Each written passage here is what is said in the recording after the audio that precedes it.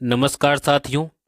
वर्तमान में जितनी भी सरकारी योजनाएं संचालित हैं उन सब की जानकारी प्रदान करने तथा उनका लाभ आपको मिल सके, इसी उद्देश्य से यह वीडियो बनाया गया है।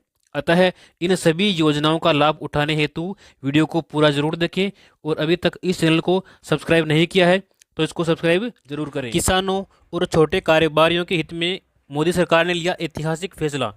प्रधानमंत्री किसान पेंशन योजना को केंद्रीय कैबिनेट ने मंजूरी दे दी है।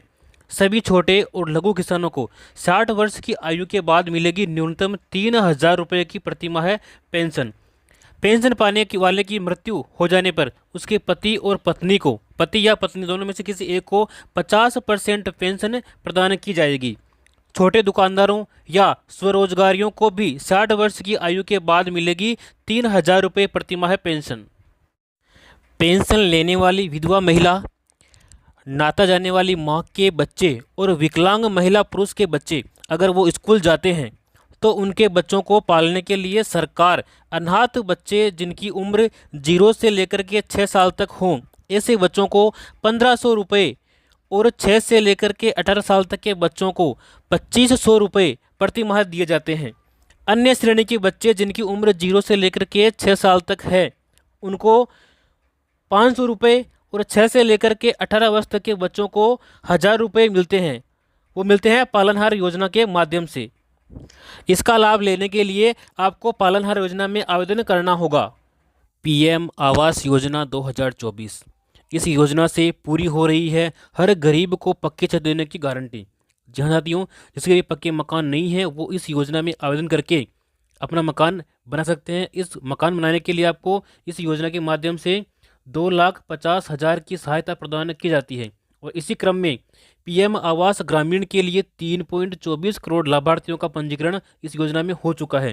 पीएम आवास योजना ग्रामीण के तहत 2.95 करोड़ से अधिक मकान स्वीकृत और 2.55 करोड़ रुपए पूरे हो चुके हैं। तो आज इस योजना में अपना आवेदन करें और अपना पक्का मकान के लिए 2.5 लाख रुपए प्राप्त करें। श्रमिक हित में सदैव समर्पित है मोदी सरकार। श्रमिकों को पेंशन। असंगठित क्षेत्र के श्रमिकों के लिए प्रधानमंत्री श्रम योगी मानधन योजना को शुरू किया गया है। इसमें प्रत्येक श्रमिक को जिसकी आयु 60 वर्ष पूरी हो चुकी है तो 60 वर्ष पूरी होने के बाद में उसको 3,000 रुपये प्रति माह न्यूनतम पेंशन उसको दी जाएगी। इसमें कचरा उठाने वाले, घरेलू कामगार, रिक्शा चालक, धोबी, खेतिहर मजदूरों को लाभ दिया जाएगा।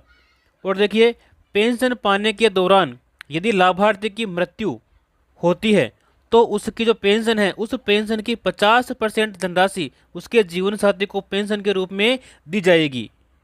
यदि आप रोजगार की तलाश में हैं और अपना स्वयं का बिजनेस शुरू करना चाहते हैं लेकिन आपके पास में पैसे नहीं हैं और पैसे की वजह से आप अपना बिजनेस शुरू नहीं कर पा रहे हैं तो आपके लिए नई योजना है प्रधानमंत्री मुद्रा योजना। इस योजना में शिशु योजना के माध्यम से आपको स्टार्टअप बिजनेस के लिए 50,000 रुपये का लोन दिया जाता है। और किशोर योजना में यदि आप आवेदन करते हैं तो इसमें 50,000 से लेकर के 5 लाख तक का लोन आपको प्रदान किया जाता है। और इसके अलावा यदि आप तरुण योजना में आवेदन करते हैं तो इसमें आपको 3 लाख से लेकर के 1 करोड़ तक का लोन आपको प्रदान किया जाएगा। इसमें बिना गिरवी रखे यानी कि कोई भी डॉक्यूमेंट, कोई भी सिक्योरिटी आपको मनी नहीं रखनी पड़ेगी। नो गारंटर, किसी भी गारंटर की आवश्यकता इसमें नहीं है। अग्निवीरों को टैक्स में छूट। अग्निपथ योजना 2022 में पंजीकृत अग्निवीरों को अग्निवीर कॉर्पस फंड से प्राप्त भुगतान कर मुक्त होंगे। अग्निवीरों को उनके द्वारा या केंद्र सरकार के द्वारा उनके सेवानिधि खाते में किए गए योगदान पर कुल आय की गणना में कटौती की अनुमति दी जाएगी। आपकी बेटी के उज्जवल भविष्य के लिए सुकन्या समृद्धि योजना। यदि आपके परिवार में कोई बेटी है तो उसके लिए योजना महत्वपूर्ण है। आप इस योजना में अकाउंट जरूर खुलवाएं। इस योजना की महत्वपूर्ण विशेषताएं कौन कौन सी है देखिए। भारत सरकार की बेटी बचाओ बेटी पढ़ाओ के अंतर्गत यह एक महत्वाकांक्षी योजना है। 10 वर्ष तक की आयु की अधिकतम 2 बेटियों का आप अकाउंट इसमें खोल सकते हैं। एक परिवार की 2 बेटियों का आप अकाउंट खोल सकते हैं और उसकी आयु कम से कम 10 वर्ष होनी चाहिए, 10 से ऊपर नहीं होनी चाहिए। केवल 14 वर्ष तक आप इसमें जमा कर सकते हैं और आपका जो अकाउंट है ये 21 वर्ष में परिपक्व हो जाएगा, यानी कि 21 वर्ष बाद में आप इसकी पूरी राशि निकाल सकते हैं। 18 वर्ष की आयु में 50% राशि आप निकाल सकते हैं। 18 वर्ष की आयु के बाद युवा होने पर खाता बंद करने की भी सुविधा आपको प्रदान की जाती है। न्यूनतम 1,000 रुपये न्यूनतम 250 रुपये और अधिकतम 15,000 यानी कि 1.5 लाख रुपए आप वार्षिक इसमें जमा कर सकते हैं। सभी बचत योजनाएं जो है ब्याज दर इसमें मिलने वाली है। और धारा 80C के तहत इनकम टैक्स में छूट दी गई है। जो भी आपको खाता परिपक्व होने पर राशि मिलेगी उस राशि के ऊपर इनकम टैक्स नहीं लगेगा, बिल्कुल टैक्स फ्री है। सबका होगा स्वास्थ्य अच्छा।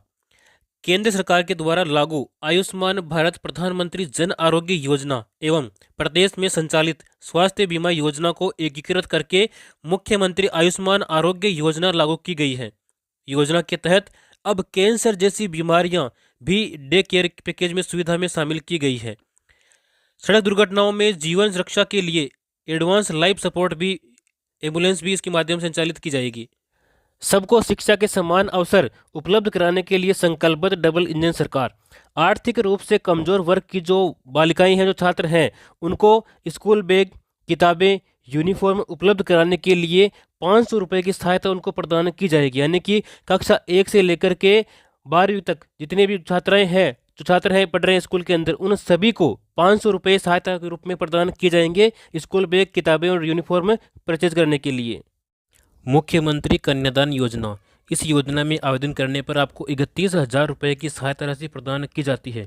यदि आप अनुसूचित जाति, जनजाति एवं अल्पसंख्यक वर्ग के BPL परिवारों की 18 वर्ष या अधिक आयु की कन्याओं का विवाह करने पर आपको 31,000 रुपये दिए जाते हैं। इसके अलावा अंत्योदय परिवार, आस्था कार्डधारी परिवार, आर्थिक दृष्टि से कमजोर विधवा महिलाएं, विशेष योग्यजन व्यक्तियों, पालनहार में लाभार्थियों की कन्याओं तथा महिला खिलाड़ियों के विवाह पर 21,000 रुपये की सहायता राशि प्रदान की जाती है।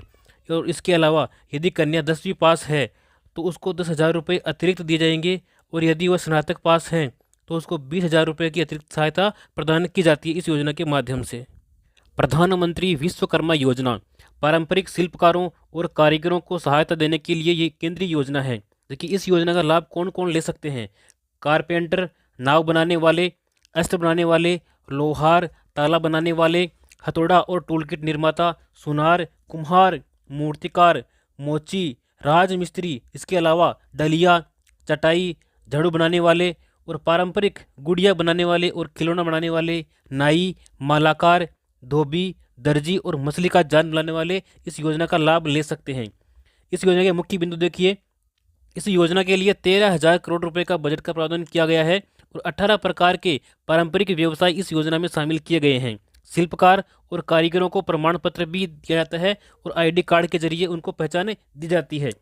पहले चरण में आपको 1 लाख रुपये दिए जाएंगे और दूसरे चरण में आपको 2 लाख रुपये दिए जाएंगे। इस प्रकार से आपको कुल मिलाकर के 3 लाख रुपये की सहायता दी जाएगी, वो भी मात्र केवल 5% की ब्याज दर के ऊपर।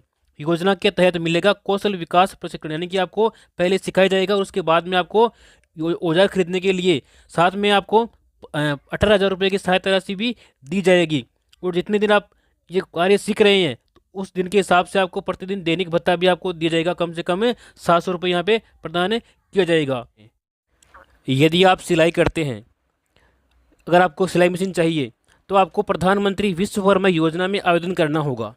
इस योजना में महिलाओं को सिलाई मशीन खरीदने के लिए उनके बैंक खाते में 18,000 रुपये प्रदान किए जाते हैं। पहले मिलते थे 15,000 रुपये, अब मिलते हैं 18,000 रुपये। यदि आपकी उम्र 18 से लेकर के 40 वर्ष के मध्य में है तो आप इस योजना का लाभ ले सकते हैं।